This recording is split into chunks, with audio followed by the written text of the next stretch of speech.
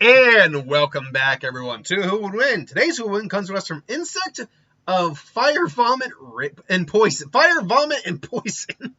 That's a name.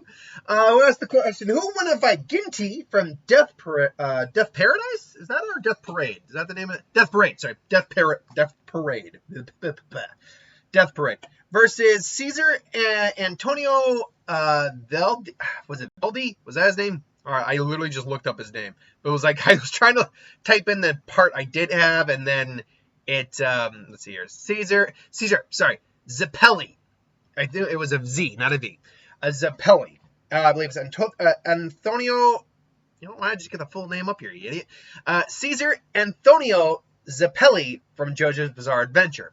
Now, both these guys, are basically manipulators of bubbles to a certain degree, or at least orbs of water, liquid, whatever. However, we're just going to keep calling him Caesar because saying the full name is going to be difficult the entire time. Caesar is a ripple user, a natural ripple user. Now, what ripple is in JoJo is essentially like a ki, chi, life force energy. Usually, I believe, reminiscing of like the sun's energy itself. Ripple users are capable of actually straight out killing vampires.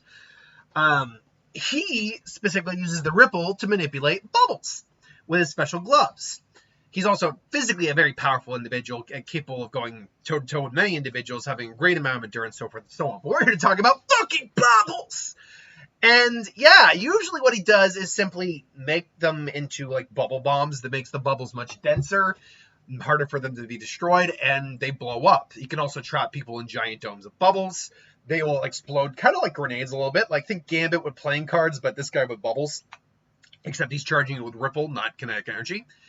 He's also capable of basically creating bubble blades. How he does it is he forms a bubble, the ripple keeps it intact, and it has like a little blade, so he spins it and basically creates these almost like little buzzsaws or bigger versions of that. He's also capable of refracting light through these bubbles to create essentially energy beams. Enough of them he can create kind of laser effects. He's also capable of some basic hypnosis, so forth and so on. But by all accounts, he's human. Now, Ginti is what's known as an arbiter in Death Parade. I am not familiar with Death Parade. This is a new anime/manga for me to be covering.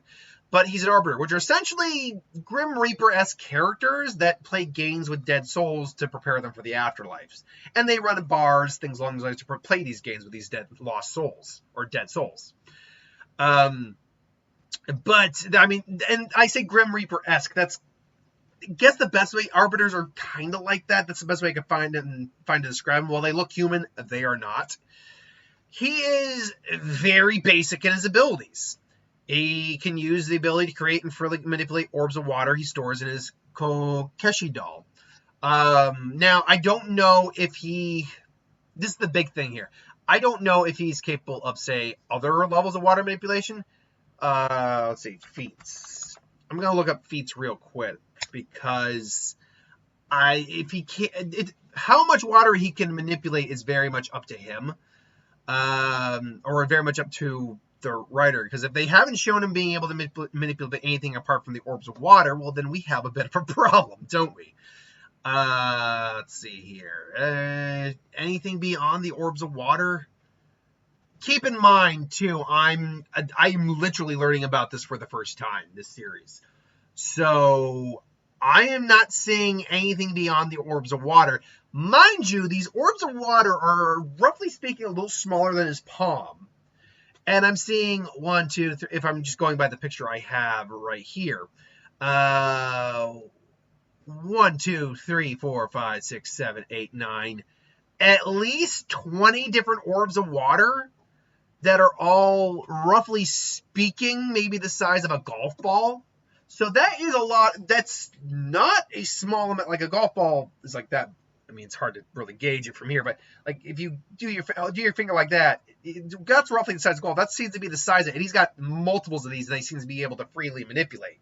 So the velocity he could toss this at, what else he could do with these things, turn them into blades, whatever. I'm guessing it's up to what he wants to do. And when you work in a bar and have that much liquid around you, that's quite a lot of water. Add on to the fact that despite the ripple, bubbles still have a certain level of water in them. So in hypothetical scenarios here, Caesar's ripple might not matter because the water, he still just kind of takes the water out of the bubble and reduces the bubble to nothing. I would theorize that's the biggest question, isn't it? Because he can manipulate water, is he manipulating just the water he has, or can he just manipulate water? Because if he can manipulate water, then the ripple is the big question here. Would he be able to go past the ripple? And the ultimate answer, I think, is yes. And it's specifically because he's not human. And in fact, spoilers if you haven't watched JoJo, I only just found this out looking this character up. Caesar did die. So there's a very real scenario how this fight could happen. He's basically in the bar playing a game to test where he would end up in the afterlife. And he just happened to be the bartender. And, he doesn't accept his fate, tries to fight, and they fight. Now, unfortunately, again, because he's not human, he's got supernatural abilities.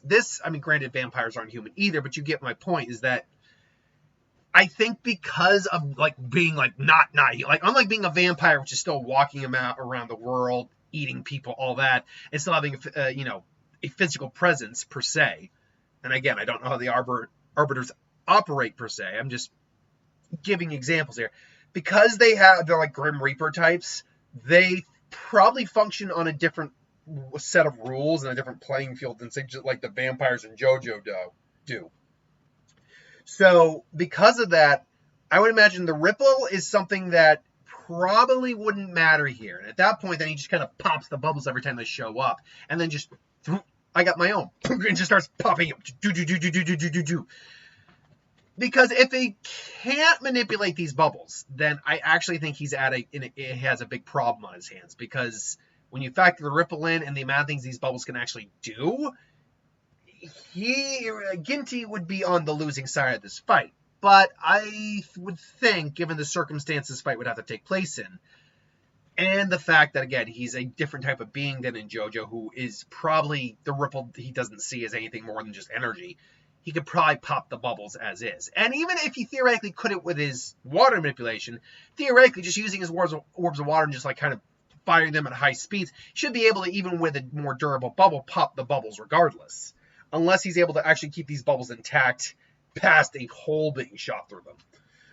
Either way, I would probably go with Ginti in this, but keep in mind, I'm saying this with very little info on this, on Death Parade and this world and this guy, and I'm only a passive JoJo. I have above average but relatively passive knowledge on JoJo. JoJo falls kind of into the same realm as like Demon Slayer or even One Piece for me, where the animation style I think is what kind of makes me uninterested in watching the series. However, I say this again, need to reiterate this point, knowing very little about this series and only having a passive knowledge of JoJo. So, let me know in the comments below if you agree with this outcome, or if you would go with Caesar, or if I'm downplaying Ginti, or if I'm underplaying him, or vice versa. Because again, these are characters that I have to go by the knowledge I can find, not knowledge I automatically know. So, that's my thoughts. Let me know what you think. Thanks for watching, though. Hope you enjoyed, and I'll see you guys later.